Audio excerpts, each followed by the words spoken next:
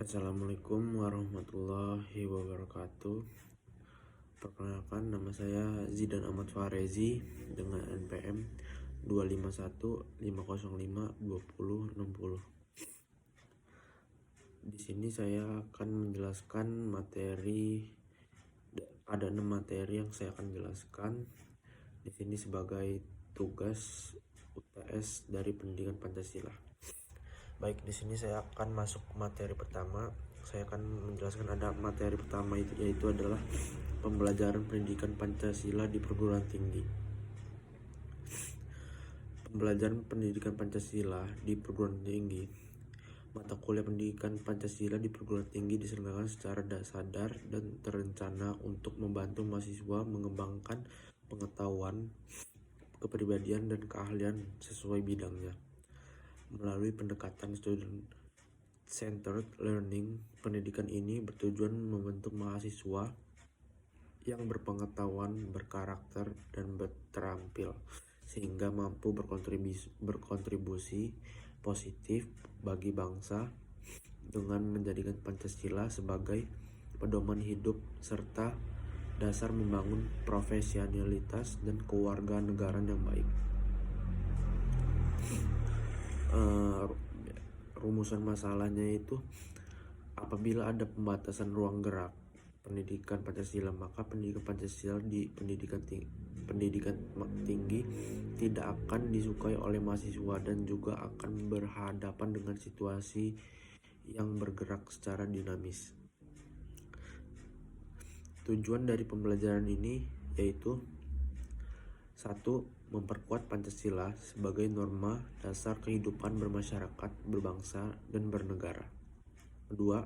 Memberikan pemahaman atas nilai-nilai dasar Pancasila kepada mahasiswa sebagai warga negara Republik Indonesia dan membimbing untuk dapat menerapkannya dalam kehidupan berbangsa dan bernegara. Yang ketiga itu ada mempersiapkan mahasiswa agar mampu menganalisis dan mencari solusi terhadap berbagai persoalan kehidupan bermasyarakat, berbangsa, dan bernegara melalui sistem pemikiran Pancasila. Dan yang terakhir, membentuk mahasiswa beriman, berakhlak mulia, nasionalis, jujur, disiplin, bertanggung jawab, dan berkarakter Pancasila. Pendidikan Pancasila di perguruan tinggi mengalami pasang surut, baik dari segi kebijakan maupun implementasinya. Dan juga Pancasila semakin tergerus dalam kehidupan berbangsa, terlihat dari maraknya korupsi, dekadensi moral, narkoba, krisis lingkungan, disintegrasi, lemahnya penegakan hukum, dan ancaman terorisme.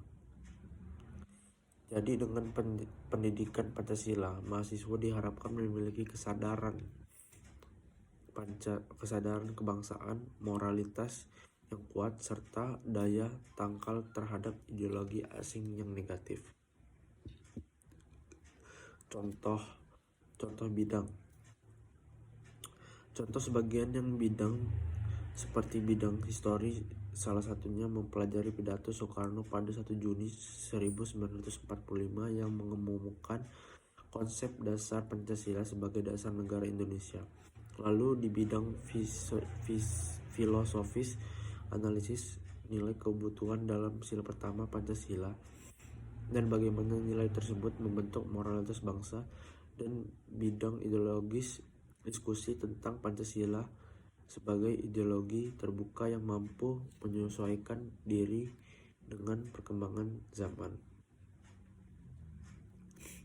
Itulah tadi materi dari pentingnya pendidikan Pancasila di perguruan tinggi. Selanjutnya ada materi kedua yaitu Pancasila dalam kajian sejarah bangsa Indonesia, mengkaji dinamika Pancasila pada era pra-kemerdekaan, era awal kemerdekaan, era Orde Lama, era Orde Baru, dan era reformasi.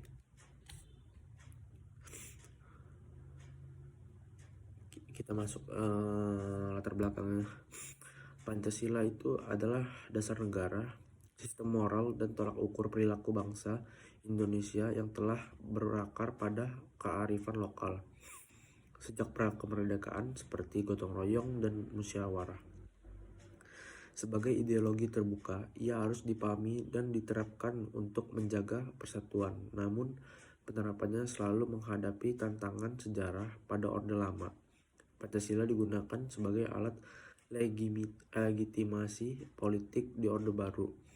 Ia disalahgunakan untuk kekuasaan otoriter di tengah KKN dan pasca 1998 di era reformasi. Pancasila harus melawan individualisme dan radikalisme kini di era digital. Tantangan terbesar datang dari norma dan kebiasaan baru yang berpotensi bertentangan dengan nilainya sehingga menuntut generasi muda untuk terus berpegang teguh padanya. Nah, tujuan dari pembelajaran ini yaitu untuk memahami bagaimana proses implementasi Pancasila mengalami perubahan sesuai dengan dinamika politik, sosial, dan budaya pada setiap periode sejarah Indonesia. Yang kedua itu ada untuk mengidentifikasi tantangan-tantangan yang dihadapi dalam penerapan nilai-nilai Pancasila di masa lalu hingga masa kini. Yang ketiga yaitu untuk menganalisis perbedaan penerapan Pancasila pada setiap periode pemerintahan mulai dari Orde Lama, Orde Baru, hingga reformasi. Nah, kita lanjut ke materi yang ketiga. Materi yang ketiga yaitu peran strategis Pancasila membangun masa depan beradab, inklusif, dan berkeadilan. Pancasila sebagai dasar negara dan ideologi Indonesia memegang peranan penting dalam sejarah bangsa. Di tengah tantangan globalisasi, teknologi, serta dinamika sosial dan politik, Pancasila tetap menjadi landasan utama untuk menjaga identitas bangsa.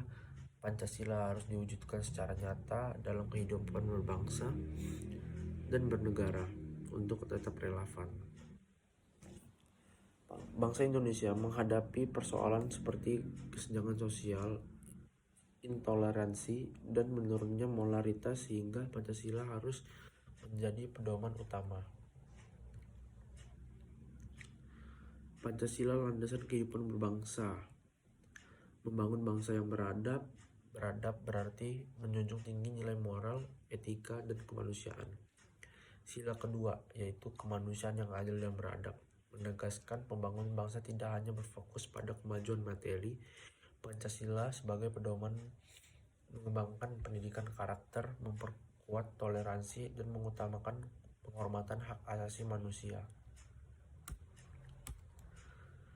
Apa sih tujuan pembelajaran pada kali ini, bab ketiga ini? Tujuannya yaitu pembangunan beradab, menjelaskan peran Pancasila sebagai dasar pembangunan bangsa yang beradab, masyarakat yang inklusif, menguraikan fungsi Pancasila dalam membentuk masyarakat yang inklusif. Yang terakhir itu keadilan sosial, menggambarkan kontribusi Pancasila dalam mewujudkan keadilan sosial. Lanjut kita ada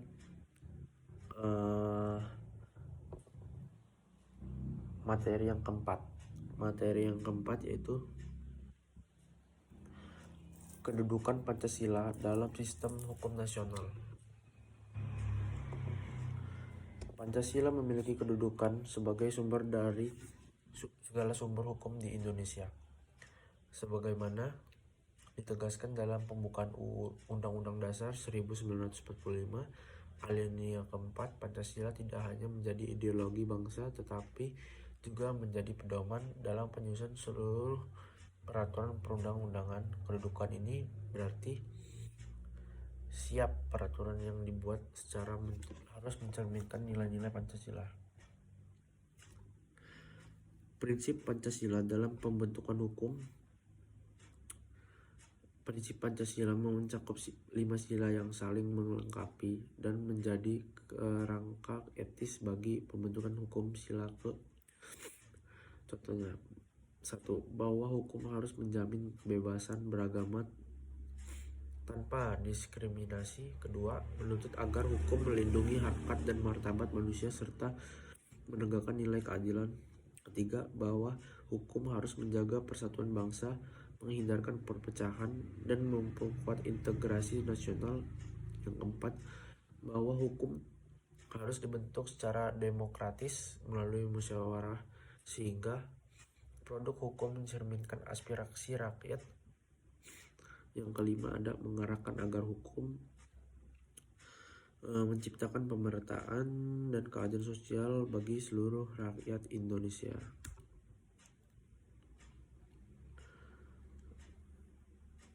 Nah, selanjutnya itu analisis kebijakan yang sesuai dan bertentangan. Kebijakan yang sesuai dapat dilihat dari program yang berpihak pada keadilan sosial seperti pembangunan infrastruktur di daerah tertinggal, jaminan kesehatan nasional, dan perlindungan HAM. Namun ada pula kebijakan yang justru bertentangan, misalnya kebijakan yang diskriminatif, kebijakan yang menyebabkan ketimpangan ekonomi, atau peraturan yang membatasi kebebasan berekspresi tanpa alasan yang jelas. Pancasila dalam konteks hukum internasional. Dalam diplomasi internasional, Indonesia sering mengangkat Pancasila sebagai dasar etika hubungan luar negeri, mengedepankan prinsip non-blok, perdamaian dunia, dan kerjasama yang saling menguntungkan. Hal ini terlihat pada peran aktif Indonesia dalam ASEAN, PBB, dan misi penjaga perdamaian dunia.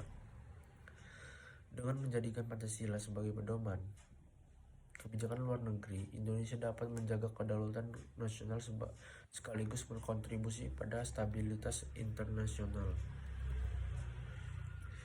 Nah, itu dia dari pemaparan materi yang keempat. Selanjutnya ada materi yang kelima. Materi yang kelima yaitu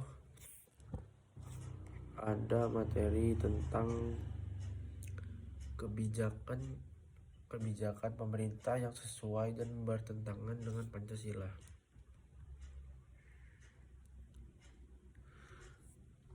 Pancasila sebagai dasar negara dan ideologi bangsa Indonesia memiliki peran penting dalam kehidupan berbangsa dan bernegara karena nilai-nilainya menjadi pedoman moral, etika, serta dasar penyusunan peraturan dan kebijakan pemerintah. Namun seiringnya perkembangan zaman, tidak semua kebijakan yang diterapkan selaras dengan prinsip-prinsip Pancasila, sehingga menimbulkan berbagai dampak sosial, politik, dan hukum. Dalam konteks ini, Pancasila menjadi landasan utama dalam pembuatan politik, hukum, atau kebijakan negara lainnya yang harus diwujudkan melalui beberapa prinsip penting. Pertama, kebijakan umum dan politik hukum harus tetap menjaga integrasi atau keutuhan bangsa baik secara ideologis maupun secara teritorial. Kedua, kebijakan tersebut harus didasarkan pada upaya membangun demokrasi, kedaulatan rakyat, dan demokrasi negara hukum secara seimbang. Ketiga, kebijakan umum dan politik hukum harus bertujuan mewujudkan keadilan sosial bagi seluruh rakyat Indonesia dengan berlandaskan ideologi yang menempatkan kesejahteraan umum di atas kepentingan individu, tanpa terjebak pada paham liberalisme maupun kolektivitasme ekstrem. Keempat, kebijakan yang dibuat harus berpijak pada prinsip toleransi beragama yang berkeadaban. Mengingat Indonesia bukan negara agama yang mendominasi satu kepercayaan, tetapi juga bukan negara sekuler yang meniadakan nilai-nilai spiritual. Oleh karena itu, setiap kebijakan dan politik hukum harus dijiwai oleh ajaran berbagai agama yang menjunjung tinggi nilai kemanusiaan dan kemasalahan bersama.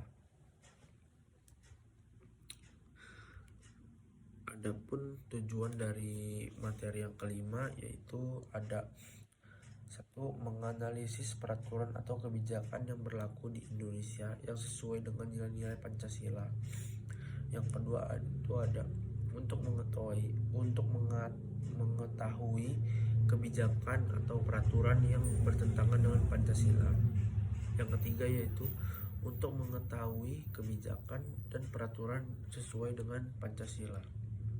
Nah, tadi ada itu yaitu pemaparan materi yang kelima. Selanjutnya ada materi yang terakhir. Materi yang terakhir ini berjudul dengan perbandingan ideologi-ideologi dunia dengan Pancasila dalam konteks nilai orientasi politik dan kemanusiaan.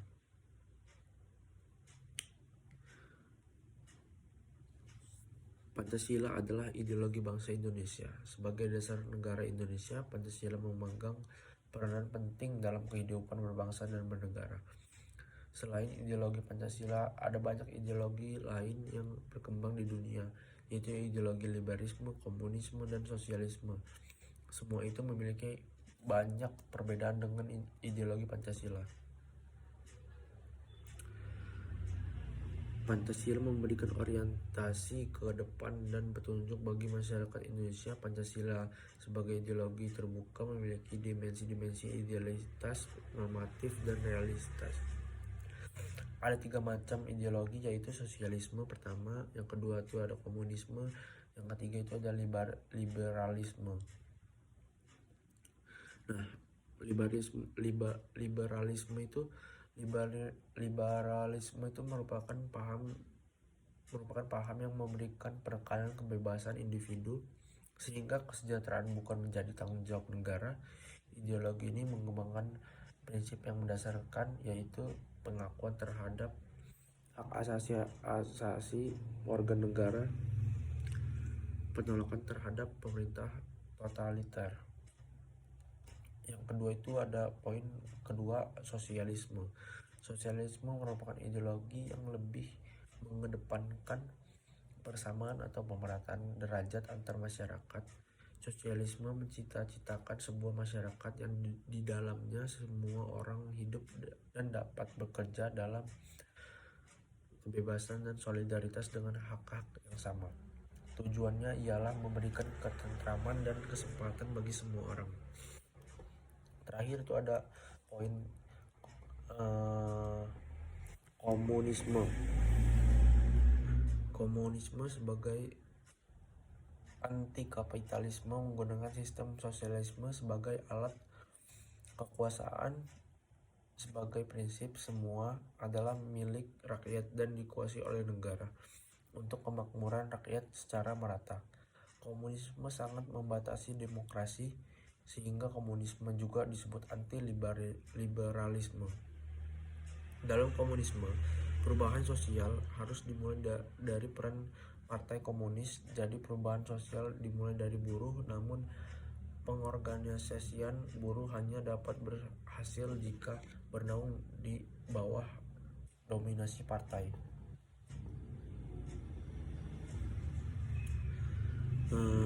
Adapun aspek pandangan terhadap individu dan masyarakat. Liberalisme, individu lebih penting daripada masyarakat. Masyarakat diabadikan bagi individu. Contohnya Amerika Serikat, Prancis. Yang kedua itu ada komunisme, individu tidak penting, masyarakat tidak penting, kolektivitas yang dibentuk negara lebih penting. Contohnya Tiongkok dan Vietnam. Yang ketiga itu sosialisme, masyarakat lebih penting dari individu. Contohnya Swedia. Yang keempat itu Pancasila, individu diakui keberadaannya, masyarakat diakui keberadaannya. Individu akan punya arti apabila hidup di tengah masyarakat, contohnya Indonesia. Kesimpulannya yaitu Pancasila sebagai ideologi bangsa menuju adanya keseimbangan ide dan gagasan serta bersifat absolut dalam memandang manusia dan kehidupan bernegara, sedangkan liberalisme komunisme lebih bersifat mutlak dan totaliter, sehingga ideologi yang tidak tepat dan sesuai dengan kehidupan bangsa Indonesia adalah Pancasila. Karena Pancasila diangkat dari nilai-nilai adat istiadat, kebudayaan, serta nilai religius yang terdapat dalam pandangan hidup masyarakat Indonesia. Nah, sekian dari materi yang kami pelajari selama di perkuliahan pendidikan Pancasila. Saya cukupkan. Wassalamualaikum warahmatullahi wabarakatuh.